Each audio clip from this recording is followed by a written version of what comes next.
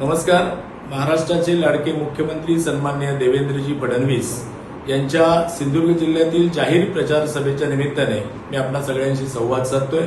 आपल्या सर्वांना कल्पना आहे की सिंधुदुर्ग जिल्ह्यातील जिल्हा परिषद आणि पंचायत समितीच्या निवडणुका या सन्माननीय नारायणराव राणे साहेबांच्या नेतृत्वाखाली महायुतीमध्ये आपण लढत आहोत।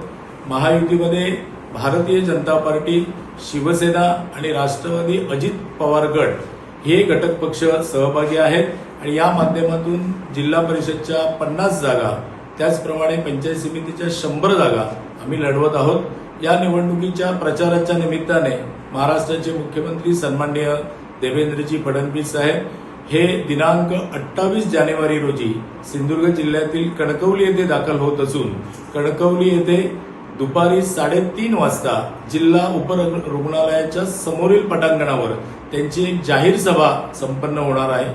त्या सभेसाठी माननीय मुख्यमंत्री यांच्या समवेत भारतीय जनता पार्टीचे प्रदेशाध्यक्ष सन्माननीय रवींद्रजी चव्हाण साहेब, राष्ट्रवादीचे प्रदेशाध्यक्ष सन्माननीय सुनीलजी तटकरे साहेब, त्याचप्रमाणे सन्माननीय खासदार नारायणराव राणे साहेब, सन्माननीय मंत्री उदयजी सामंत साहेब, सिंधुदुर्ग जिल्ह्याचे पालकमंत्री सन्माननीय नितेशजी राणे साहेब, त्यांच्यासोबत आमदार दीपकभाई केसरकर, आमदार निलेशजी राणे आणि इतर मान्यवर मंडळी हे जनतेला संबोधित करणार आहेत। याद्वारे मी एक नम्र आवाहन करतो की सिंधुदुर्ग जिल्ह्यातील महायुतीच्या सगळ्या पदाधिकारी, सर्व कार्यकर्ते, त्याचप्रमाणे सिंधुदुर्ग जिल्ह्यातील सर्व जनतेने या सभेतील माननीय मुख्यमंत्री यांच्या संबोधन ऐकण्यासाठी मोठ्या संख्येने उपस्थित राहावं। धन्यवाद।